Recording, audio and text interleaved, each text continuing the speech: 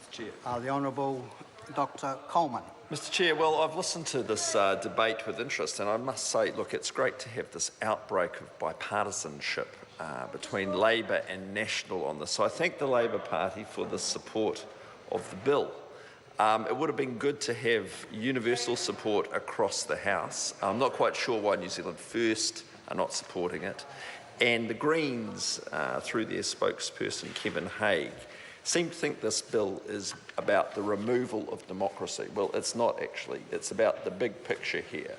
And the reason for this bill is actually we've got to restore the sort of financial governance that's required in order to deliver the health services that the people of Otago and Southland absolutely deserve. So you've got to keep in mind that big picture.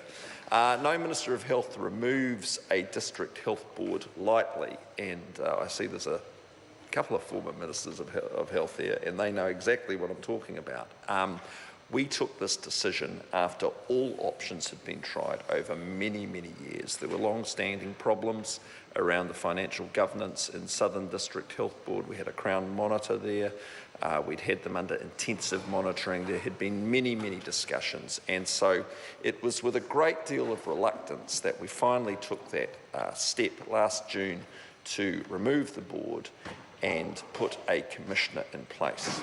I want to pay tribute to the doctors, the nurses, the physios, all the clinical people, all the people who work right throughout the DHB in clinical and non-clinical roles right throughout the Southern DHB area, because they actually do a fantastic job delivering for the people of the Southern region. And working in healthcare, you know, it's never an easy job.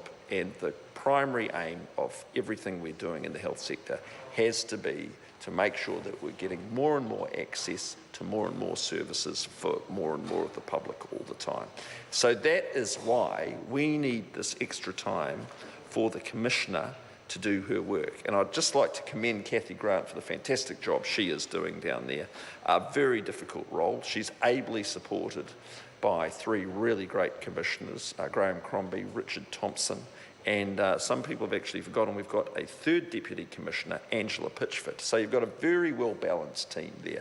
And actually, it's a non-political team in the sense that we've picked the best people to get the job done, regardless of where their political sympathies lie. And that's what I think is the real strength of that commissioning team that we've got in there right now. Mrs King has raised this SOP. She wants to know if we could actually reinstate the elected board once the Commissioner's work has been done. Well, we've thought very carefully about all the options with regard to the duration of the Commissioner and the Deputy Commissioners in these positions. In the end, the consensus is that it's going to take until 2019 to get the job done, because it's a big job. You've got to turn around the financial situation. You've got to lay the foundations for the excellent clinical services that we've got to deliver down there. And ultimately, of course, and we're totally committed to this, we've got to rebuild Dunedin Hospital. So the idea of having a change to this bill in the form of an SOP, it actually presents a legal issue because there's actually no mechanism under the Local Electoral Act to hold an election outside of the triennial general election without further amendment. So it'd be quite a complex process. So I think that goes to the chair of the Health Select Committee's point. There also would actually be the loss of economies of scale holding an election outside the cycle, even if we were to go through that very complex process.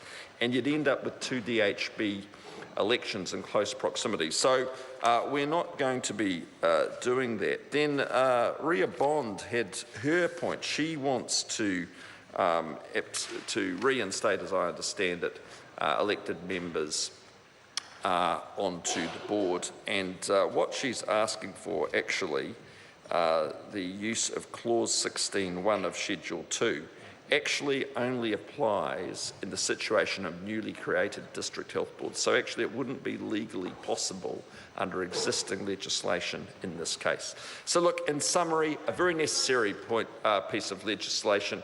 Really grateful that the Labor Party has seen the bigger picture. This is absolutely vital. and we'll be having an election for this DHB in 2019. Thank you. The Honourable Anik King. Chairman,